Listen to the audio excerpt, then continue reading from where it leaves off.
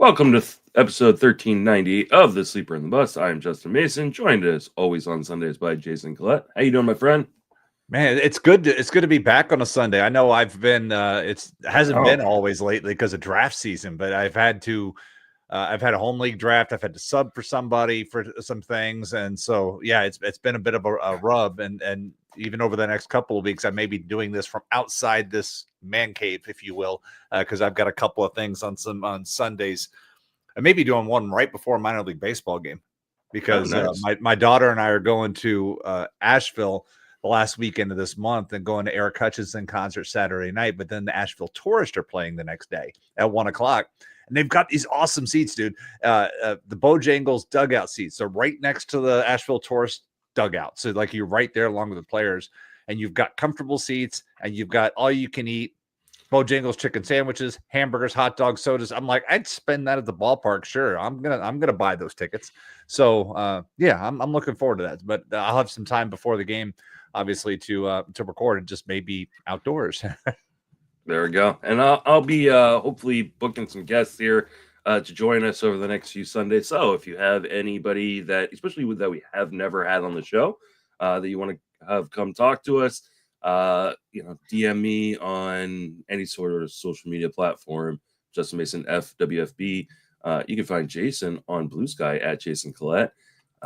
We're going to talk a bunch of FAAB today.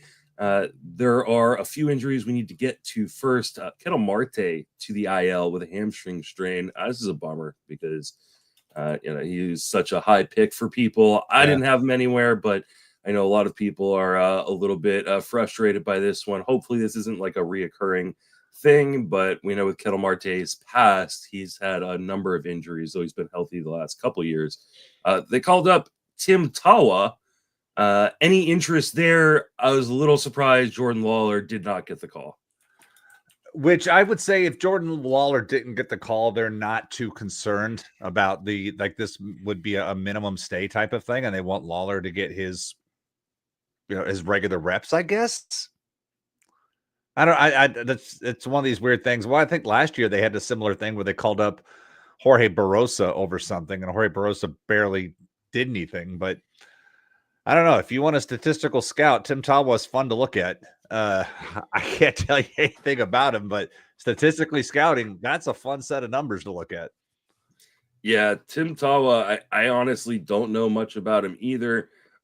His tools grades don't really strike you as much, but did hit 31 home runs last year in between AA and AAA and stole 14 bases. Was hitting 391, 462, 957 in 6 games with 3 home runs and 2 stolen bases. So certainly earned it. If you're looking for a guy who might be, playing here for the next week or two, that clearly has a little bit of pop and some speed in his profile, I guess Tim Tawa is someone you could take a look at, especially in your deeper leagues. And might want to just roll. Yeah, that's the note. The note said that Lavolo said that Tawa's going to get a majority of the playing time. So they have called him up to do some things. Yeah, I mean, I honestly have never really heard of him. So I had not either. I was looking back at the staff's notes, and the last note on the player profile was Tawa's a bit more defensive versatility than Andres Chaparro and Gavin Conticello, but it's more of a 30 bat with 40 power. And this is how Tawa was described in May of last year by Eric Longenhagen and staff. Yeah, I'm looking at his profile on the matchup. It looks like he's first baseman by trade. He can take pull mistakes with power, and I don't know, take a shot. Like deeper leagues, depends on kind of what else is available. We are going to talk about a number of guys who can kind of fill in that middle infield position or first base. I don't even know where he is eligible in leagues. I should probably look at that. CBS has him as an outfielder. Interesting. Let's see. I'm going to see what NFBC has him listed as. They have him as a second baseman. So definitely double check your your league format and see where he's eligible, but he'll likely be playing second base up at the major leagues with Ketel Marte out for a little bit.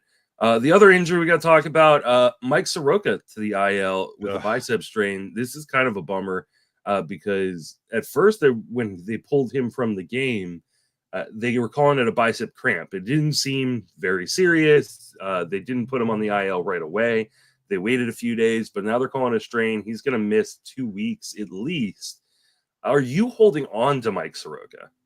Let's see. I have him in one league that I know of so far, and it's XFL, and my XFL team is off to a horrendous start with all the injuries, and so I don't want to. I can go ahead and safely cut him there because it's already looking like a rebuilding season 2 weeks into the season there. So they're even in a dynasty format and deep bench, no. In other leagues, bicep tendonitis, this is one of those things where it's going to take a while. And so I don't know how I can justify NFBC format. No, he is cut and gone. And other ones, if I have a deeper bench, sure.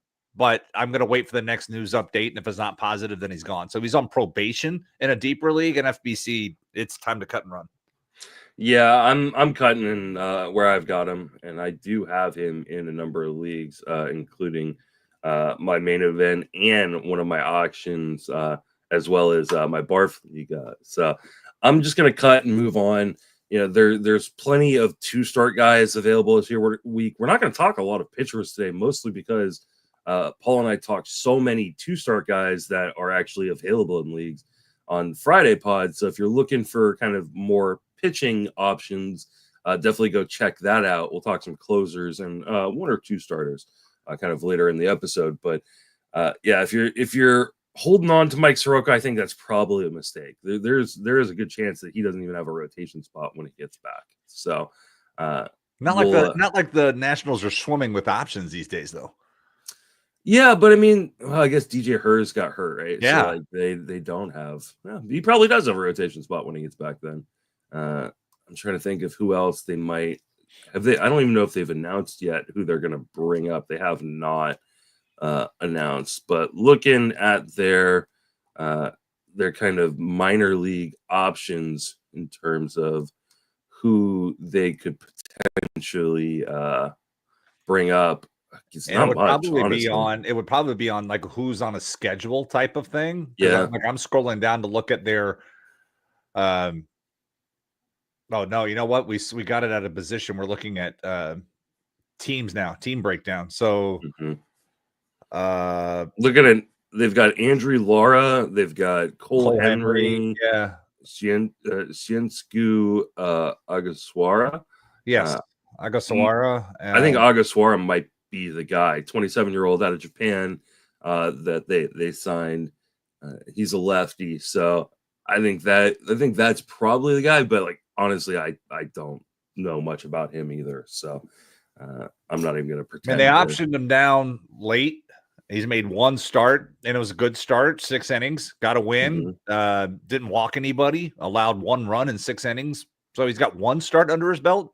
Down in Syracuse, I think it is now. No, that's not right. I forget where the AAA team is. I don't know, honestly. I used to know these things. Rochester. Yes. So yeah, I mean, so they could decide to bring him up, but yeah, Soroka probably does go back into the rotation unless someone emerges. Jonah Don is still on this roster, though he is not on the 40-man, so they'd have to make a move there if they were going to bring him up. All right, let's talk some FAAB. We do have a lot of guys to talk about, especially kind of in the infield, where some guys have had some pretty big first week. We have to start kind of with my guys and Wlmer Flores. Wlmer Flores has been showing some unreal power early on in the season. Last year, he only played in 71 games, had 242 plate appearances, hit 4 home runs. So far, through 8 games, 34 plate appearances, he has 4 home runs. He's 250, 294, 625. He's playing every day since they lost Encarnacion to a broken hand, and probably will continue to play every day as kind of their DH. Are you picking up Wlmer Flores right now? He's playing, like you said, he's showing good power numbers. He's playing every day. Now it is in the bottom third of the lineup. He has DH'd every day, and he hit third against any lefty, but he's hit sixth or seventh in the lineup against the righty. So he's in there every single day. If he's going to continue to get that kind of plate appearances, yes. Yeah, I mean, he is hitting every day in this lineup. I mean, I don't expect him to continue to hit a home run every other game, but I do expect him to play regularly. If you're looking for kind of a first base option, and he might be actually eligible, I should double check if he might actually be eligible other places, but I believe in some leagues he may have third base eligibility. Double check that real quick. So, like this year, if you're in a 1 game eligible, he's got first base. Yes. Last year, he did play 20. No, so he is not third base eligible. He only played 2 games at third, 8 at short, and then 6. So he's utility only to come into the season. No, he was first base. I'm sorry, first base eligible. Yeah. So he still has that. So that's it. Yeah, if you're looking for a first baseman, though, I will say I kind of prefer the next guy on the list who's on his same team, which is Lamonte Wade Jr. And that's because while Wade is usually kind of the strong side platoon bat in San Francisco, he leads off against right-handed pitching. That's the bonus right there. Yeah, sure, he's sitting against lefties as he should, but when he's in there, he's hitting 1. And that's, 5 plate appearances a game most of the time. Some, 4 if your team's having a bad day, 5 if you're having a good day. One thing I wanted to show, so for those watching on screen, I want to share something because it kind of level sets where things are right now. If you've listened, followed, this is something I track, but I want folks to take a look at where the numbers are to start. And this is comparing the start of last season to the start of this season, and we're 1 game different, 1 game. So it's the same time of year. We've just about had 2 turns through a rotation. And take a look at the numbers. The ones that are bold and italicized, those are the ones that's the season that's done better. So far, the league's hitting 236 versus 241 this time last year. And take a step back and remember where this time last year, you were like, oh my God, where's the offense? Where's the offense? Where's the offense? Well, guess what? If torpedo bats be damned, we have less offense this season already because we're having fewer runs per game scored. This time last year, 4.6 runs per game. Right now, 4.3. Yes, we are seeing more home runs, but we're seeing a lot fewer singles. We're seeing fewer guys on base. And so the on-base percentages drop. The slugging percentage is slightly up. So maybe it's a bunch of solo shots, but batting average and balls in play is down.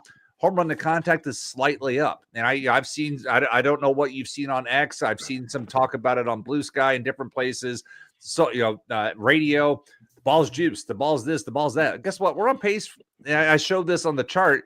We're on pace for roughly 200 more home runs over the course of a season.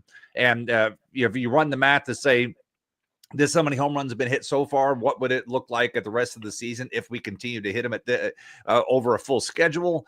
And it comes out to 5,661, which is, maybe 170 more off the top of the head. But then if you look at over the recent seasons, that would be the 5th highest home run total that we've had in recent seasons, bested by 2017, 2019, 2021, and 2023. So Saberhagen Metrics wins again. Odd number of years, we see a little more home runs in the season before. But so, yes, we're seeing more home runs this season, but not at the ridiculous rate that the Yankees and Brewers series would lead you to believe, or the Cubs and Athletics series, because then those are offset by Cincinnati being shut out in 3 straight games and not getting anything until putting up an 11 spot last night. So this is where things are. We're just seeing fewer guys on base. We are seeing more home runs, but we're seeing a lower run environment and lower batting average so far. Now, these things obviously, we will expect this to get better, but I just like comparing side to side the start of last season and think back what your reactions were to how last season was going, because this season it's actually worse for the run environment and the batting average, but the power is up a little bit. So if maybe we could get some more singles and get some more guys on base, maybe we could see this proliferate. But right now, this is a really, really odd start to the season because, quite honestly, the perception has not matched the reality. From what I've heard on radio, from what I've read and social media, it doesn't line up. We're not seeing this massive. We're not back to 2019 by any shape or form. We're not there. We're not going back there. The crazy thing is, we're even seeing more drag on the baseball. You go look at the drag coefficient on Baseball Savant, and you see a higher drag rate right now than we've seen at any point in this time last year. So if I can get that, I had that chart up a second ago. Let me share that screen because this, you folks watching can see this, and everybody else, I'm just telling you, it's higher. So if we come back and look at this one, I'm going to pull this over, and this is the drag dashboard that they have at Baseball Savant. Look here. I mean, look at these dots compared to where things were. Reset zoom. So last year, I mean, we are opening at a rate higher than we've seen since 2016, really. If you look back over here, some of those the March, April dates, but the drag on the baseball is even higher than it was this time last year. So data points are kind of all over the place. It, from a power perspective, a reminder that it usually only takes about 10 to 15 games into a season to figure out what's going to happen with the baseball. I will say last year we saw more variance in that because last year there was about a 10% change between the home run rate, the first 10 to 15 games of the season than compared to what was at the end of the season. Because that's typically a single-digit rate variance. So last year we saw a little bit more, and who knows what happens this year. But so far, there's a lot of signs. Okay, yes, the ball is we're seeing more home runs, but at the same time, there's other factors that are pulling offense down. So overall, if you think, man, my team sucks out of the gate, they're hitting 230. Guess what? You're just about league average. It's okay if they're hitting 230. So I just wanted to set that bit of expectation as we talk about the rest of the players here, because we're off to a weird start to the offensive environment this season.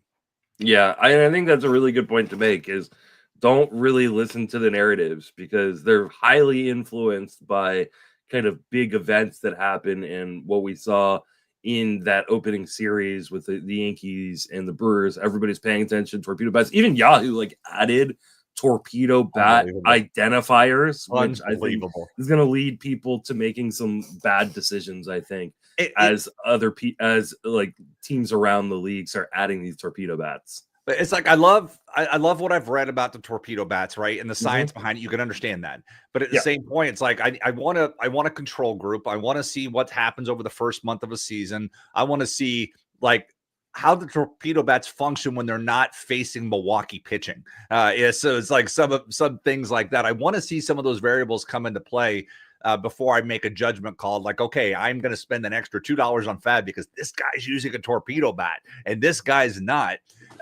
That's kind of where I am right now. So right now it's noise versus signal, which way you want to go. I like what I've read, and I'm not saying don't trust the science on what the physicists who helped develop the bat. Obviously, a lot of that makes sense, but 10 game, and then the fact last I heard, Aaron Judge wasn't using it, but Aaron Judge probably doesn't need it anyhow. No, so it's like.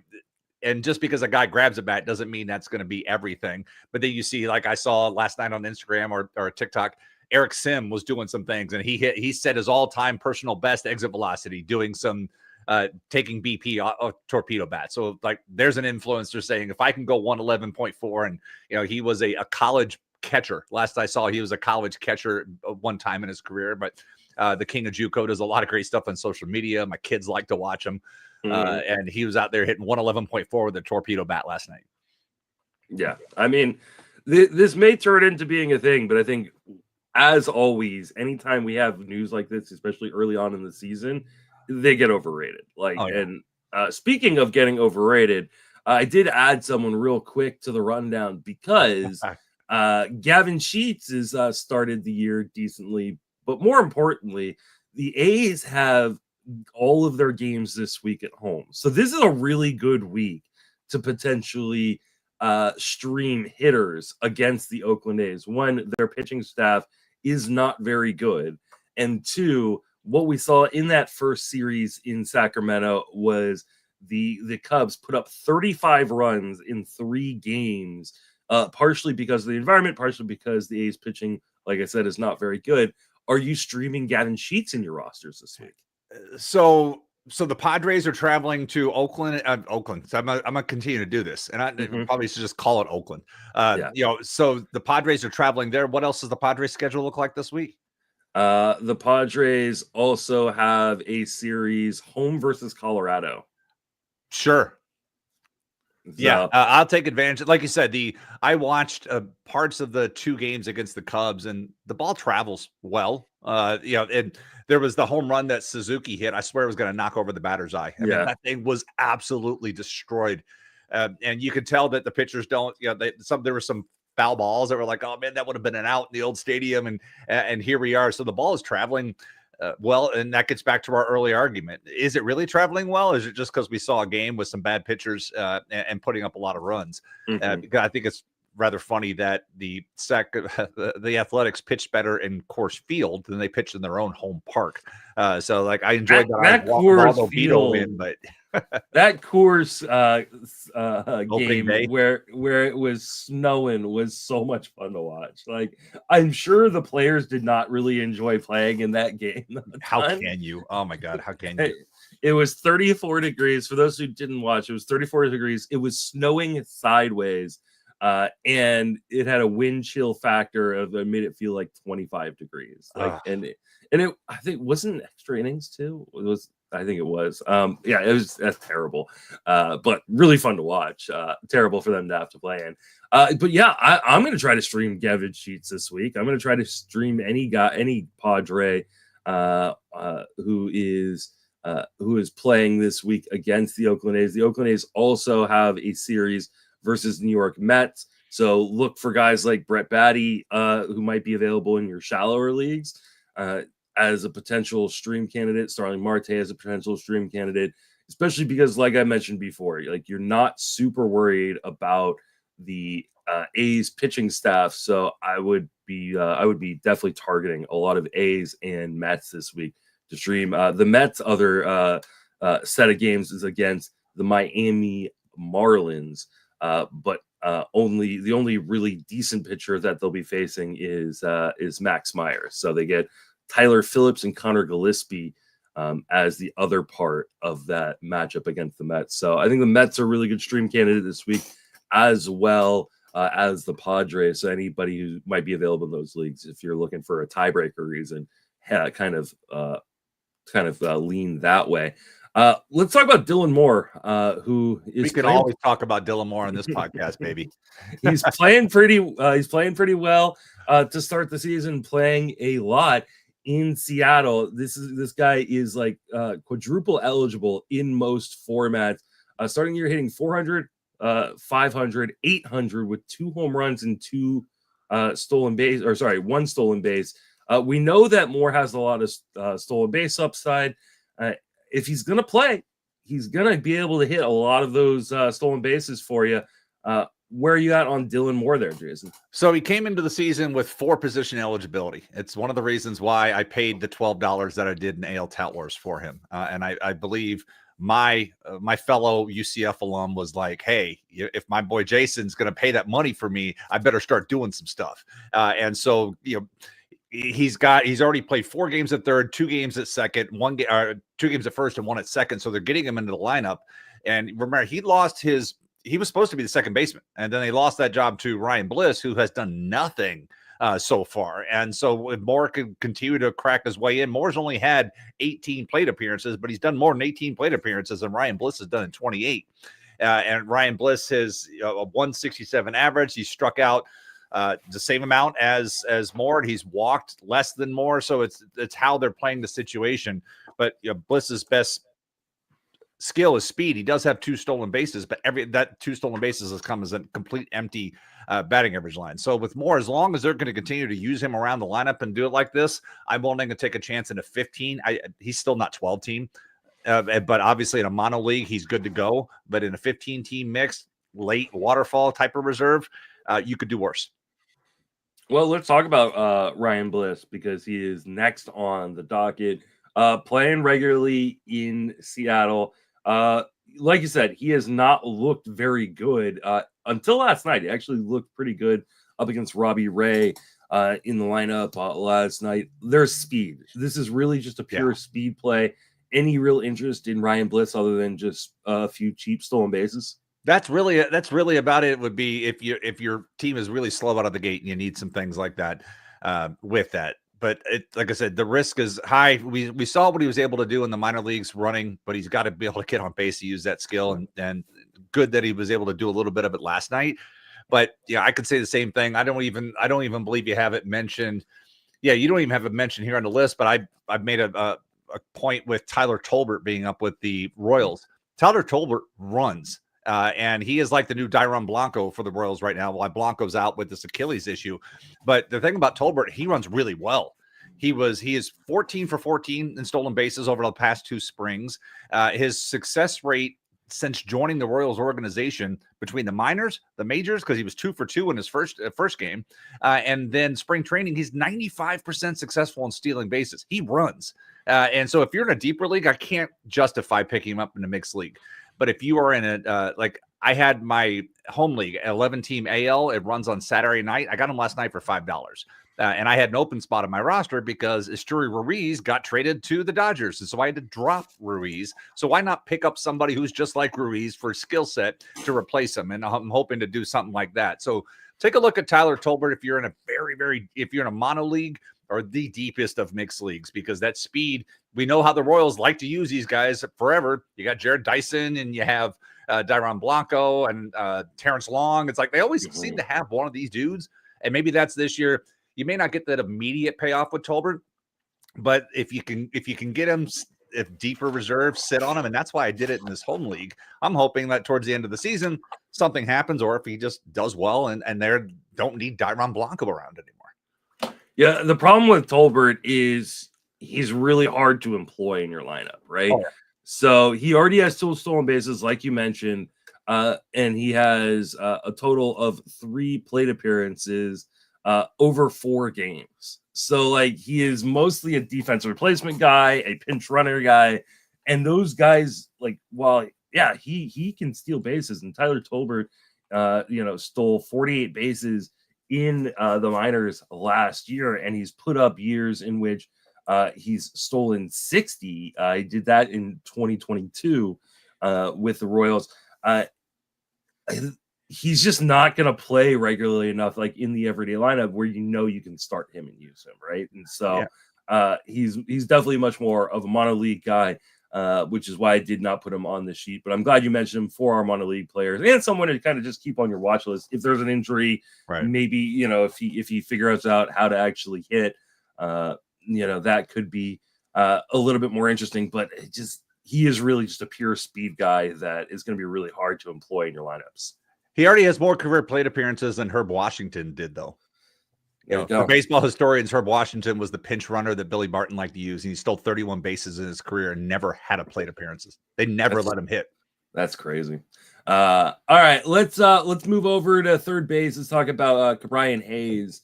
And it isn't a sleeper in the bus podcast without some sort of Ke'Bryan Hayes mention.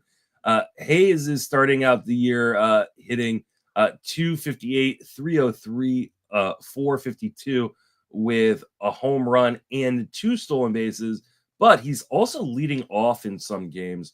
Any interest in Ke'Bryan Hayes? I'm glad you raised the stolen base issue because that's the interest. The Pirates are running, and maybe it's because they can't hit anything. I mean, their team batting average coming into today is 198. But they are running. They currently lead the league in stolen bases with 20, and I believe they're 20 for 23. So they also lead in attempts, and so that is a new approach for them. They didn't run this much last year, and this maybe is Derek Shelton's way of trying to find some offense. As the team absolutely cannot hit a baseball right now. Only Minnesota and Texas and the Mets and the Barbs. Yeah, so Pittsburgh's actually 5th lowest in batting average at 198. That kind of tells you the environment right now that we have 6 teams hitting below 200 10 games into the season. So the stolen base, absolutely. Like the combination of leading off, the fact that he gets on base, and that Derek Shelton is trying to move the offense with stolen bases. And some of that's opponent dependent. Like, they just came off a series of playing the Rays. The Rays struggle to control the running game, but guess what? So do the Nationals. And take a look at the Pirates schedule, see when they're playing the Nationals, see when they're playing some advantageous catcher pitcher batteries, if you will, and see what you can take advantage of this, because Derek Shelton showed is like, okay, if we can't hit, I'm just gonna, whoever's getting on base, we're gonna run this, and let's see what's coming up and how we can take advantage of that. So yes, I think Pittsburgh may be a sneaky play for stolen bases, something we weren't looking at coming into the season because we weren't expecting them to run, but we also thought they would hit better than they are, and they currently are not hitting. They're currently leading the major leagues in stolen bases with 20. Yep. The second place team in the majors has 15. This is a pace for 360 stolen bases. That would be a record. Yeah, and for reference, last year the Nationals led the major leagues in stolen bases with 223. So I would like, if we're looking at this week, looking at their schedule, so they have the Cardinals that aren't great throwing. And they have the Reds, and then coming up, they have a 4-game set against the Nationals. So, if, like, you want to be super sneaky, get on it this week, because next week, the week of the 14th, it's a 4-game set against the Nationals, who is it's like a windmill running against those guys. And then you have the Guardians, who are, not the greatest on that, but you've got some favorable matchups coming up with the running game. Today will not be one of those, unless J.C. Escara is catching. Because day game after a night game type of thing. But over the next couple of weeks, the Pirates have some favorable running matchups that you can continue to take advantage of if Derek Shelton's going to continue to run these guys like this. And it's virtually everybody, right? So O'Neal Cruz obviously has 7 stolen bases, which is insane at this point in the season. Kyren Paris already has 4. Tommy Pham has 3. Hayes, like I mentioned, has 2. And Jock Sawinski has 2 as well. So, like, there's plenty of guys you can kind of stream into your lineup right now, especially I think kind of Falefa is a guy I picked up in a number of leagues. If he's still available, he's triple eligible. If he's going to be running at this rate, this is going to be a really, really interesting guy to pick up, which is, so weird because kind of Falefa has always kind of been this empty, kind of bat. But if he kind of continues on this pace, obviously I don't think he's going to continue on this pace necessarily, but like he could be a 25 stolen base guy that you got for nothing that's triple eligible, can fit all around your rosters. So, well, and that's Tommy Pham. Tommy Pham has been on base. Tommy Pham has 2 hits, 3 walks, and a hit by pitch. So he's been on base 6 times all season, and he has 3 steals. Yeah, and he's been 3 for 3 in those stolen bases. That kind of gives you the recipe. We've talked about stolen base opportunities often on this podcast about that. And you even look at Kyren Paris. Kyren Paris has 9 base hits and 4 walks and 1 hit by pitch. So that's 14 times he's attempted 5 steals and is 4 for 5 in those. O'Neal Cruz has 7 hits, 1 intentional walk, 8 walks. So he's been on base 16 times and he's 7 for 7 in stealing his bases. Again, some of this is opponent driven, and Tampa Bay is struggled with that. And Derek Shelton was certainly running against them. But look at the schedule coming up, and there's some more matchups to take advantage of here while they're trying to find their hitting legs, because this offense can't be this bad all season. It just can't. Yeah. No, I completely agree. So Brian Hayes is definitely a guy that I have on a number of my rosters, and I'm going to continue picking up in shallower formats where he is still available. Let's move over to another potential speed guy. That's Kyren Paris. Now, Paris isn't an everyday player, but he plays on the Angels, and the Angels get hurt all the time. He started off the season hot. In 7 games so far this season, hitting .429, .556, .786 with a home run and 3 stolen bases. Any interest in Kyren Paris? So I picked him up in AL Tout to cover an injury last weekend. And so he's been in my lineup. That's a 12-team AL only league, and I picked him up to cover an injury. And he has, like you said, he hasn't played much. He's played 3 of the last 7 games. He was in the lineup yesterday playing second base, and he had opening weekend center field on the 8th and 9th. I don't know if he's in today's lineup, but as you said, they have injury issues. Joe Adell is back after the hip contusion, that day-to-day situation, and just looking at some of the other opportunities for him. Everybody else currently is healthy. I mean, Moncada, shocker, missed yesterday with a day-to-day injury, but Renjifo's back, and he's been in the lineup every single day. We were scared about him coming into camp or coming out of spring training. Everybody else is there. So opportunity-wise, the opportunities really aren't there for Paris at the moment. But as you said, high injury rate on the team and a manager who loves to run. And Paris has got the skill to take advantage of that if he's in the lineup. Yeah, currently Moncada is dealing with an injury, so that may be an avenue for him to get in there. Rengifo was dealing with a little bit of an injury earlier on in last week, but he seems to be back at a home run in last night's game. The Angels have not released their lineup for today yet, so it remains to be seen whether Paris will be playing. But this is kind of more of a deep league kind of spec play. Paris has a ton of speed in his profile.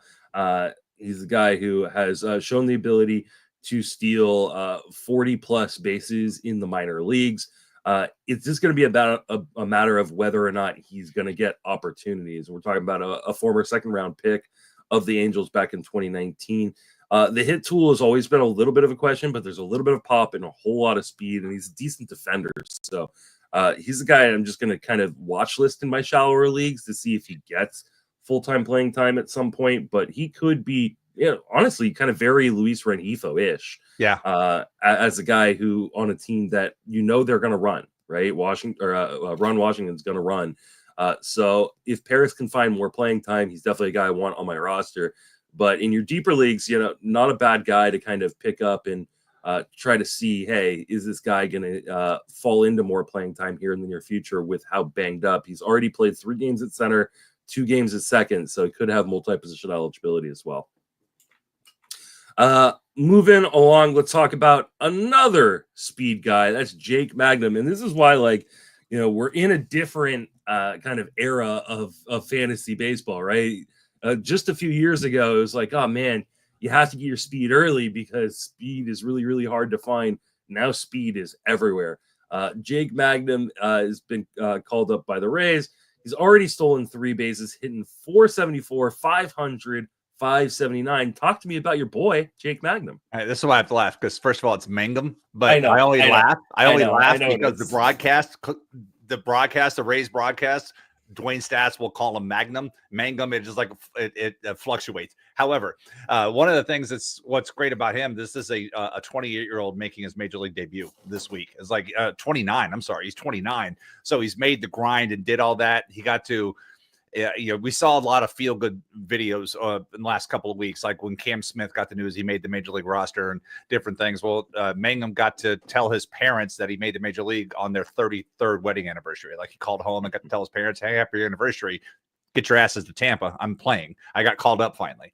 And so but what's impressive about him is switch hitter and works to all fields. If you've watched him hit, he getting outside pitch, I'll hit it down the third base line as a lefty. Like, he is working to all fields and making and really hitting it where it's pitched type of situation. And I bring him up because he and Kameron Misner are both on the roster. They're on the roster because Richie Palacios and Josh Lowe are both hurt at the moment. Palacios is probably a week away, and one of them's got to go back when Palacios comes back. And I would say it's Misner. Mangum has done everything you want him to do to stick around on this roster. And for now, so it's not like a week by week play. He could play his way into a little more opportunity, but as long as he continues to hit and make this contact, as we were talking earlier, with the league hitting 236 and just a lack of singles, this is the type of hitter that, guy who hits all fields and can utilize his tools. We need more of these guys. And Tampa Bay is giving Mangum that chance right now. He's already quickly become a fan favorite, much like Sam Fuld 12 years ago and Brett Phillips when he first got, he's already becoming the guy that everybody is cheering for and liking the results. And as long, when you hit 474 and everything else that he's done, it's just been fun. So the speed's there. He has the opportunity, and I feel like he's going to stick around for a little bit more because of the skill set. He has that advantage over Misner, who strikes out a lot. That's really, Meisner's the better overall athlete as far as tools, but making the contact is a differentiator. And I believe that Mangum is going to be here to stay for a bit. Yeah, I tend to agree with you. And we're going to talk about Misner here in a second.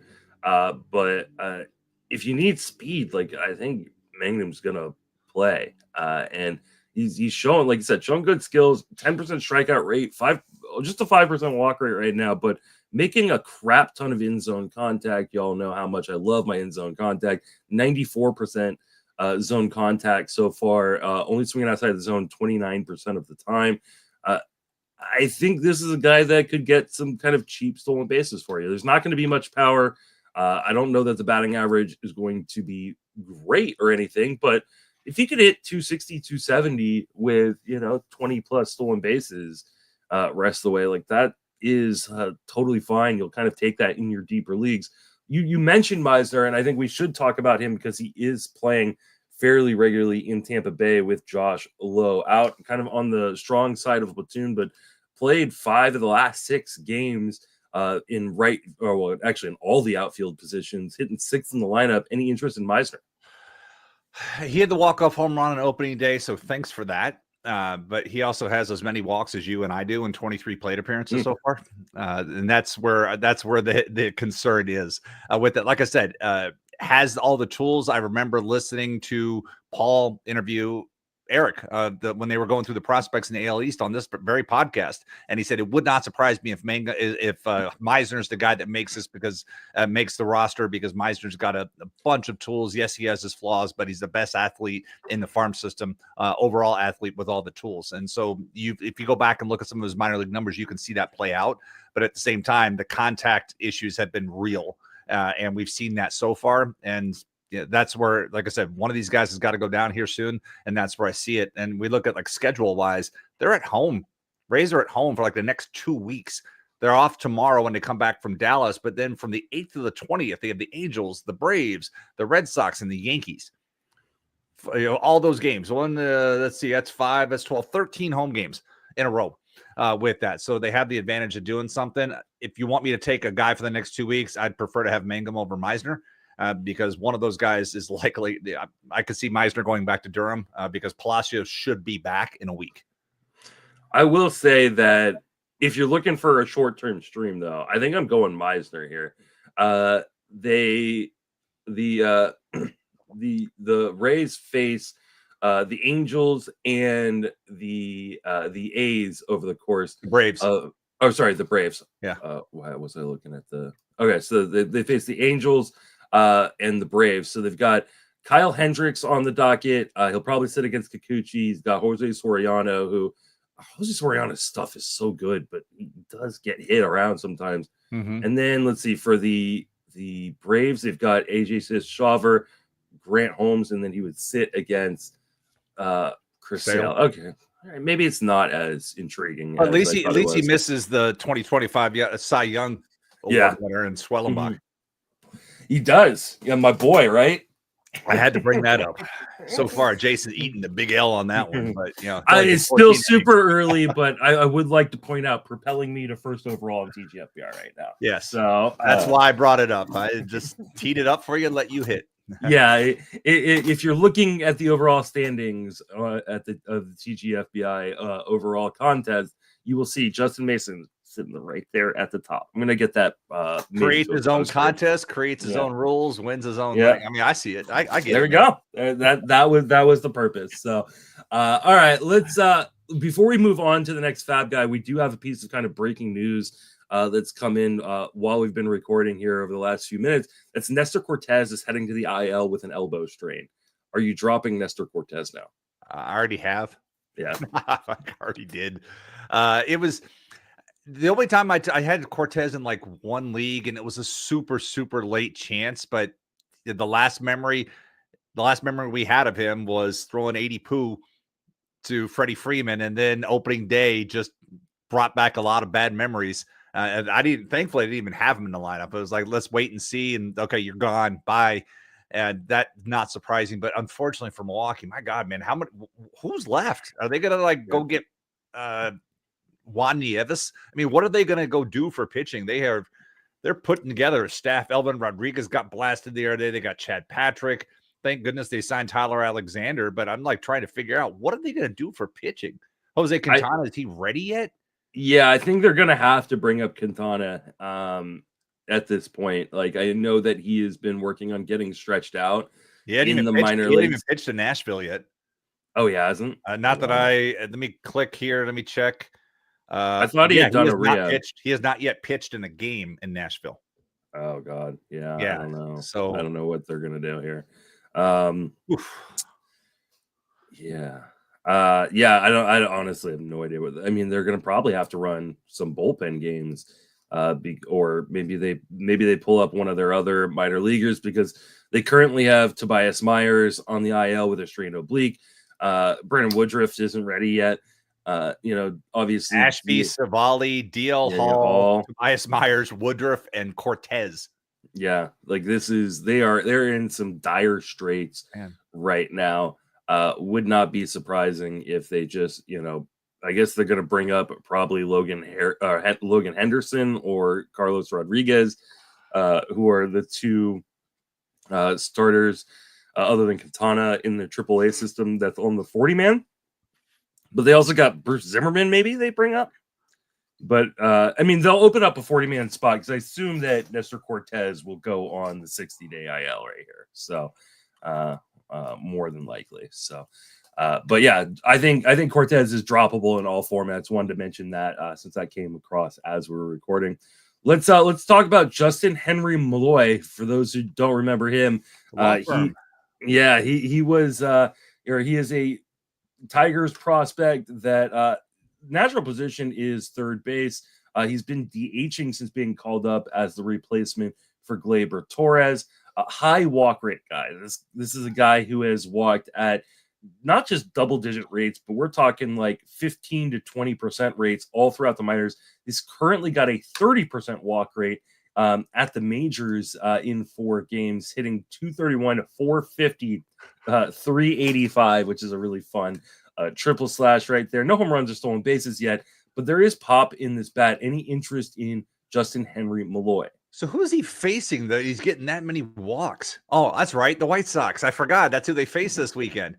That White Sox pitching run was fun while it lasted, but that was part of the issue here. Is that's what he's faced. I would say as long as he's hitting leadoff and getting these plate appearances, the same thing we applied to Ke'Bryan Hayes. Yes, the difference is there's just not much else coming with it. But if I'm hurting for playing time and I need something. Okay, I will do something like that as long as he's going to be in the lineup every day like he is. The Detroit lineup has been off to a nice start of the season. I'm looking at 8 total games, hitting 274. So it's not like the dead zone that the Pirates offense has been overall, but it would be nice to see Malloy do something now that, with him being on base as much as he is, because we have 4 runs scored with all that time on base. 4. Yeah.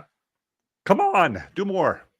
Yeah, like this is pretty much like an empty on base percentage guy. And I don't know how interesting that is for me. I think there are other more interesting guys I'd rather stream in, like I said, like the Mets and the Padres guys this week, as opposed to like Malloy.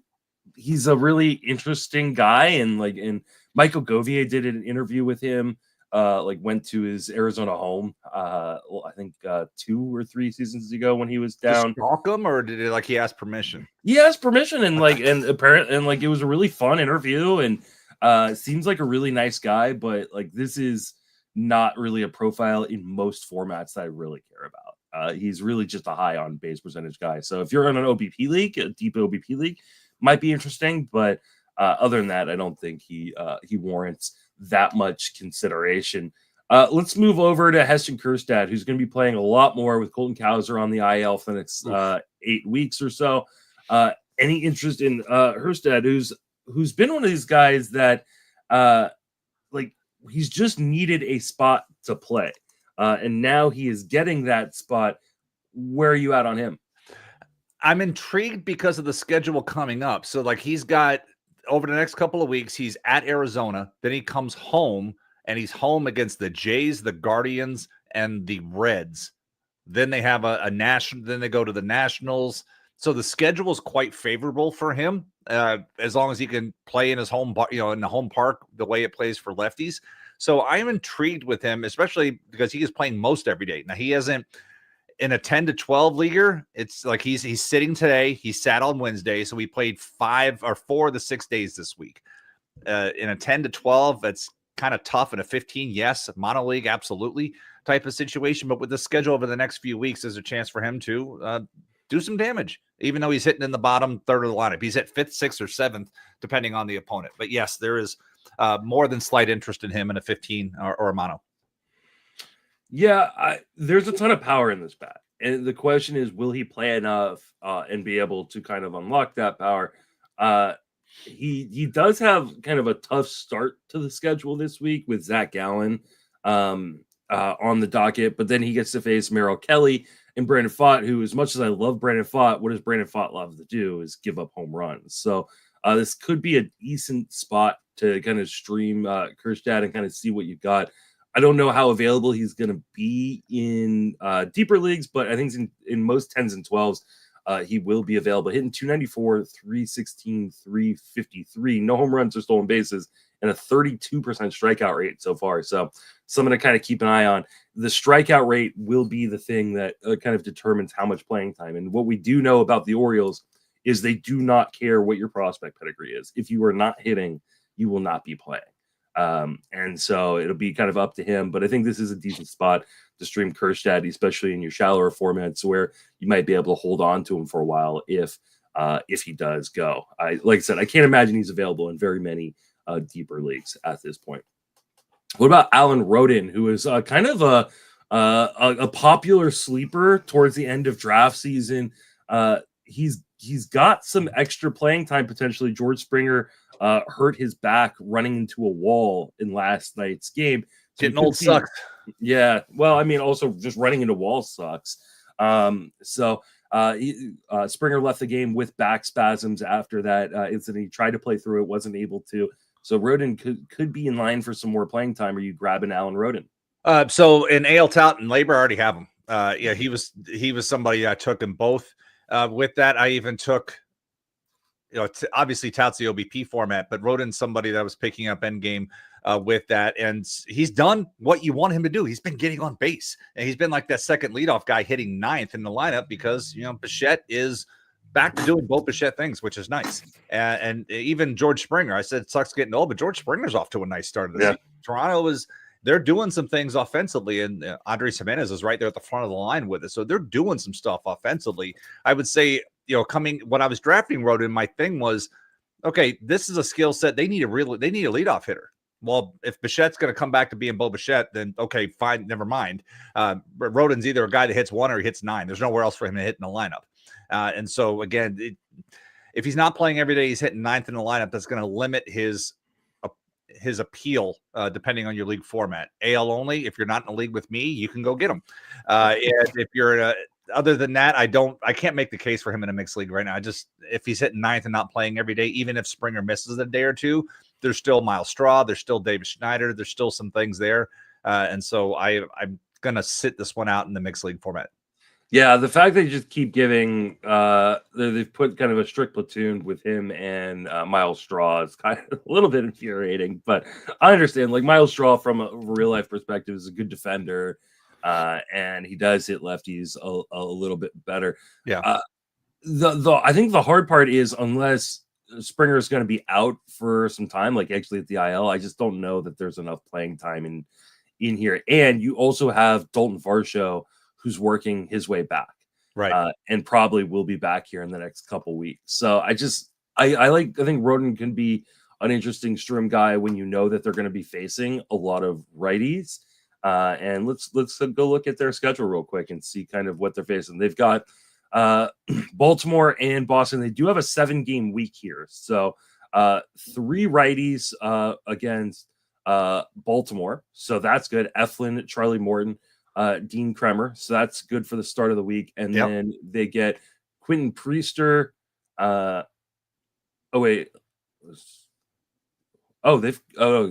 They've got so sorry, my bad. I need to correct that. They start off versus Boston, so they get Garrett Crochet, Tanner Houck, Walker Buehler, Quentin Priester. So 3 of the 4 are going to be righties.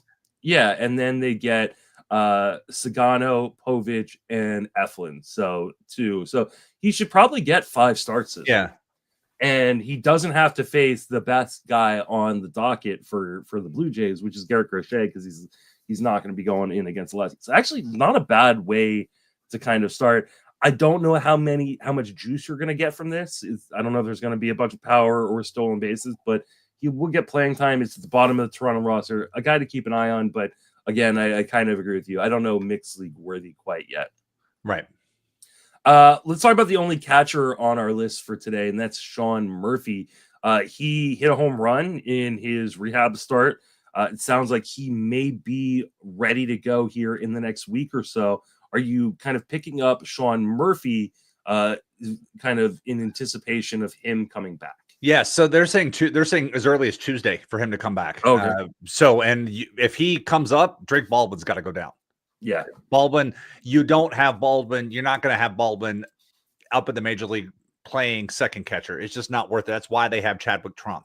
And so I have carried Murphy in a couple of NFBC leagues because I didn't think this was going to be a long-term thing. And so I was willing to carry him the first 2 scoring periods for this chance for him to come back like this. Now, if we would have gotten an update today saying it's probably going to be another week or so, I may have dropped him this weekend.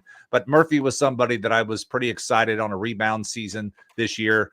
And so I have him in multiple places, and I'm happy to see that they are likely calling him up Tuesday. But if you have Drake Baldwin, you need to make free agent bid plans this weekend because Drake Baldwin's time in the majors is just about done.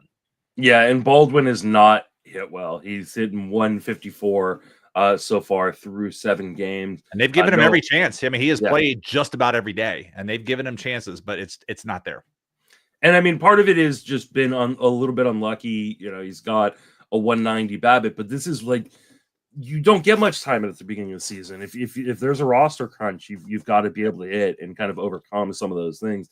Baldwin hasn't been able to do that. He's going to be an easy drop this weekend. I would drop Baldwin, pick up Murphy in your deeper leagues where Murphy likely isn't available. You're going to probably still need to drop Baldwin and go get someone else off of the wire. And I'm just bringing up my wire in my main event to kind of see who might be some of the options available. I was going to go pull one, just not main event. So you do that. I'm going to do RotoWire Online Championship to show you. Dylan Dingler, hitting 400 right now for the Tigers. And I will tell you, watching a few Tigers games this year, the announcers are really excited about Dingler.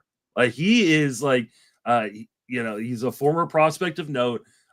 He seems to be really, really popular in Detroit. I think that is a place I might go. Is only 49% rostered in main events, which means in most 15 team leagues, he's probably still available. Also, Elias Diaz is playing pretty regularly and hitting 294. Not much power, obviously, no speed, but he's an interesting guy as well. And then Luis Torrens is playing regularly, though he is day-to-day right now in New York. So those are probably the guys. Maybe Corey Lee. He's not playing every day or anything, but he is playing well so far for your deeper league catchers. So I will say in the 12-team RotoWire Online Championship, here are the catchers that are available in mine. Hunter Goodman's still out there in mine. What? I looked and I was like, are you kidding me?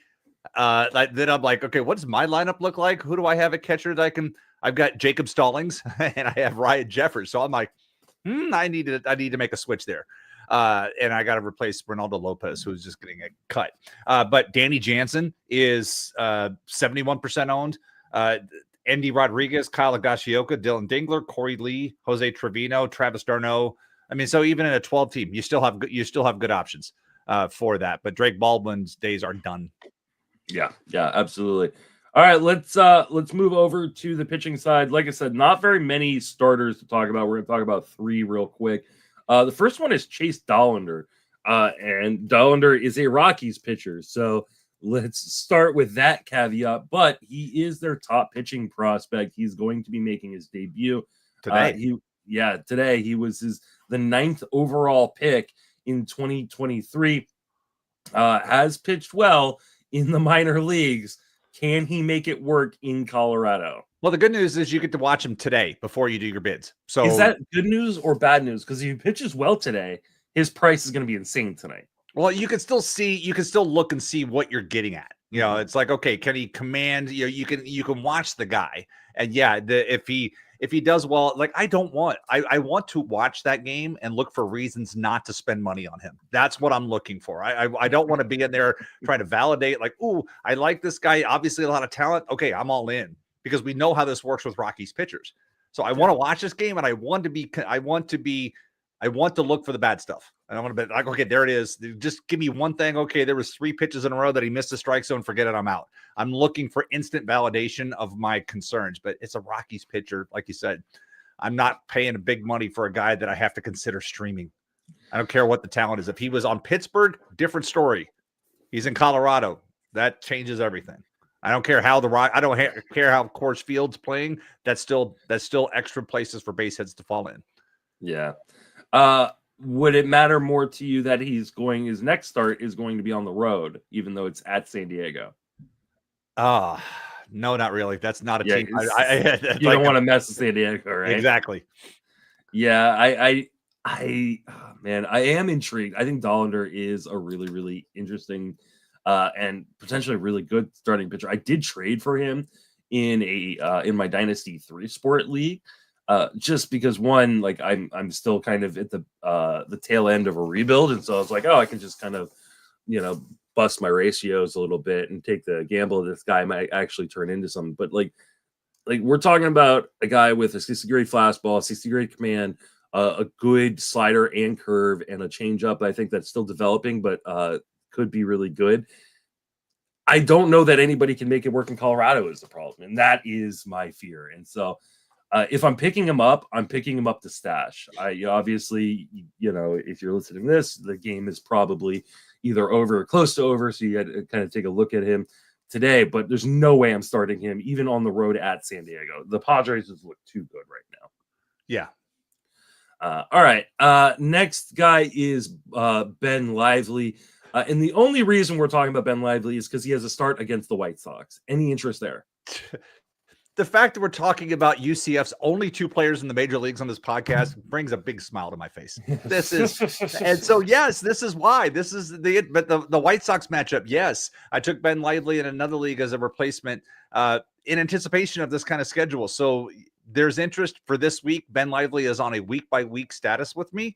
But in leagues where, like I'm looking at a league where I've already lost Jack Leiter to the blister. Ranger Suarez is still trying to make his way back from the back. I just lost Reynaldo Lopez. Bet your ass I'm taking a look at Ben Lively this week. I'm kind of running out of options. And here's the thing. He sets up for a 2-start week the following week. Now, the first part of it isn't great at Baltimore, but the second part is home versus the Pirates, who are a team it's at the Pirates. So it's even better because it's in Pittsburgh in PNC. I think this is a really good streaming opportunity. I know Ben Lively is not a great pitcher, and he's more of a volume guy. And so you're probably less considering him in a shallower format like a 10 or a 12. But I think even in a 12, like you're talking about the Pirates at the back end, the Guardians, who are pretty decent teams. So I think this is a really good streaming opportunity to get Chicago this week. And then next week, get a 2-step that includes Pittsburgh. I think I like Ben Lively as a pickup this week. He is on my waterfall in the league where I have to replace Reynaldo Lopez. Yeah, I'm actually looking. He is available in my main event. So he's, only rostered in – he's rostered 46% of main events, which means he's probably available in almost all 10 and 12 team leagues. And he's 3% owned in RotoWire Online Championships. And he's available in most 15 teamers if he's only available in 46% of main. So definitely, I think Ben Lively is a guy that, yes, the skills aren't great, but you might be able to sneak 2 wins over the course of the next 2 weeks here from a guy like Ben Lively. Let's talk about my pickup from last week that has paid some major dividends already. That's Mitchell Parker. Parker sets up for a pretty good stream this week against, I believe, the Miami Marlins. I'm going to double check that as I speak. Yes, he is at Miami on Friday. Are you picking up? Mitchell Parker has looked good to start the year. Based off matchup, absolutely. I mean, I was underwhelmed by what I saw with Mitchell Parker last year. Yeah. But matchup wise, if you can't start him against Miami at Miami, why would you even bother considering him at all? And if you're one of these fantasy managers that have to replace some injuries and you're trying to stream this rather than say, I need a full-time replacement. If I just lost Reynaldo Lopez, why not go at this at a week by week? And you take a look at this, be like, okay, I'll, $5 on this one and see where it goes. And even better news, the following week he is at Pittsburgh and he will miss the at Colorado series. Beautiful. So it kind of sets up perfectly. And then he will, if obviously things would have to stay on schedule, but he would set up for a 2-start week the following week after that. So I think this is a really good time to pick up Mitchell Parker. Parker is a guy that I've had a love-hate relationship, and more hate over during last season when he was kind of having that mini breakout that went awry. It's really about control for him. Can he fill up the zone? He did a good job of it in his first start, a little bit less of a good job in the last start. But if he can fill up the zone, I think he's a guy that can get you some strikeouts. The Nationals are a better team than I think they maybe get credit for, even though they're 2-6 right now. I like Mitchell Parker as a guy to stream here for the next 2 weeks, and then you can kind of reevaluate, see how it goes. You got some really good matchups setting up here for these next 2 weeks. Let's move into the bullpen situations. We saw David Bednar get sent down. Dennis Santana got the first save. Do you think he is the guy to pick up this week? If not for his pants alone, sure. Oh God, those pants were great, and the socks, loved it. Santana was somebody in a NL only league. I was drafting for somebody. I took a late shot on Santana, just looking at what if Bednar doesn't work out? I'm not sure Bednar's done. I know it's really tough to carry somebody for a couple of weeks trying to figure it out. I'm not sure he's done yet, but in the time being, Santana would be the guy that I would take a chance on with Pittsburgh, understanding that he may get one save chance a week because Pittsburgh is on the struggle. If it's a non-skiing start, I don't know what you're getting. Yeah. Braves Marlins postponed today, so if you're listening to this live or very soon after I post, that rain's coming this way to Charlotte, so we're supposed to get it later today. That's why I'm going to go cut the grass once we're done here, because that same weather is just coming right up here. As far as Bednar goes, he did throw a clean inning in his first AAA appearance. I think I might hold on to Bednar just for a minute. In the leagues where I have him, and I do have him in my main event. I also have Dennis Santana, just to kind of see what happens there. As long as you've got an extra roster spot you can play with. Obviously, if you're in any sort of roster crunch, you drop Bednar, but Bednar was so good 2 years ago. It's just hard for me to just give up. And then remember, the Pirates would not trade Bednar for anything.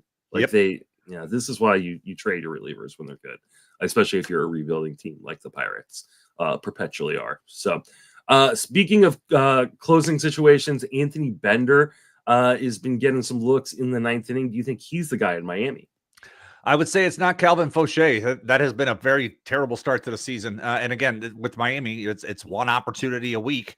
And so I don't know if it's a matter of they're holding somebody or if it's just a matter of, okay, this is the reliever who needs some work, so we're going to use this guy.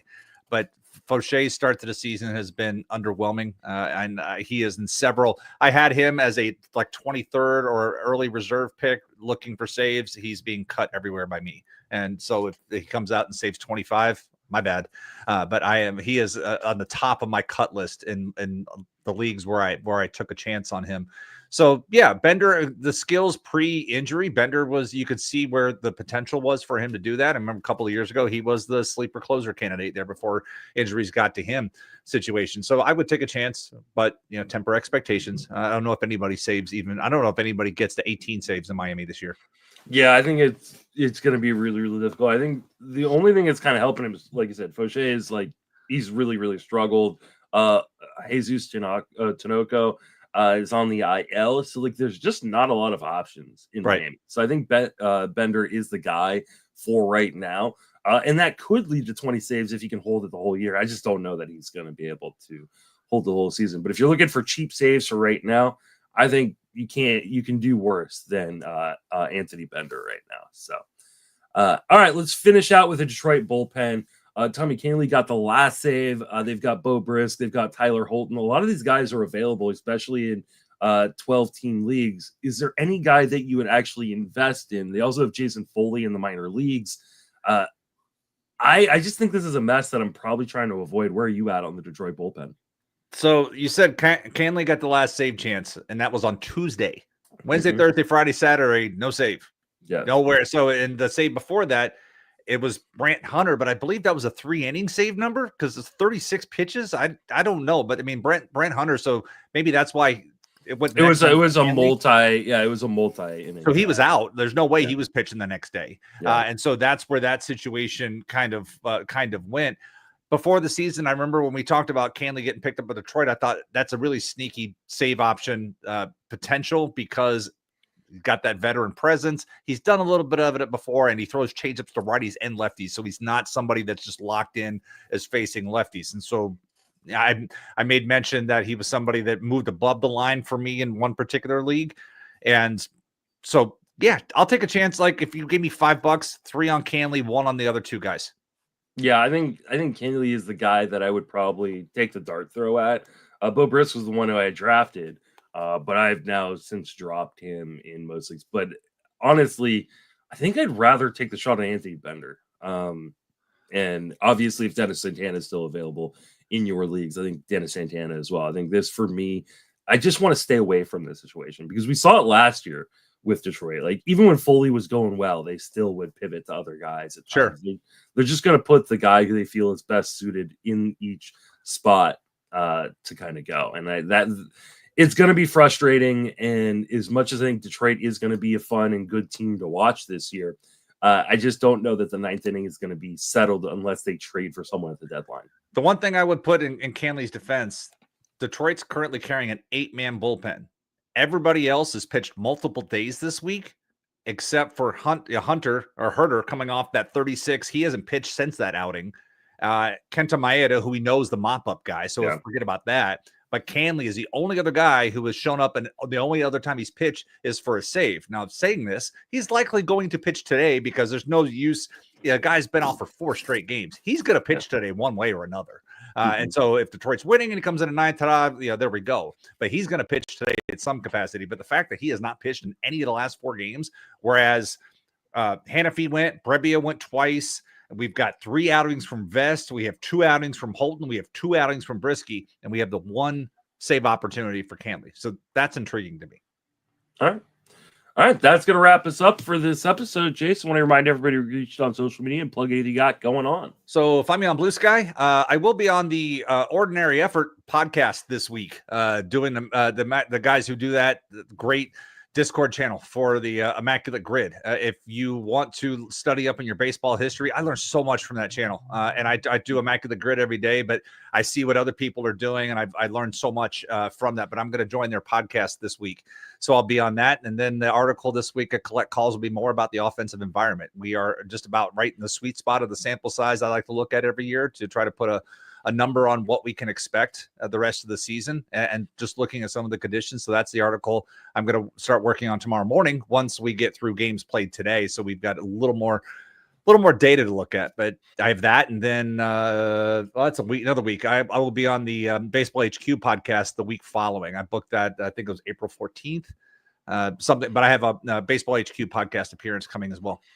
There we go. And you can reach me on all social media platforms, Justyn Mason FWFB. I'm writing 4 to 5 times a week at Fangraphs and 4 times a week at Fantasy Pros. And I'm on this podcast and the Friends of Fantasy Benefits podcast. That will wrap us up. For Jason and myself, thank you for listening. Have a fantastic baseball season. Thanks, guys.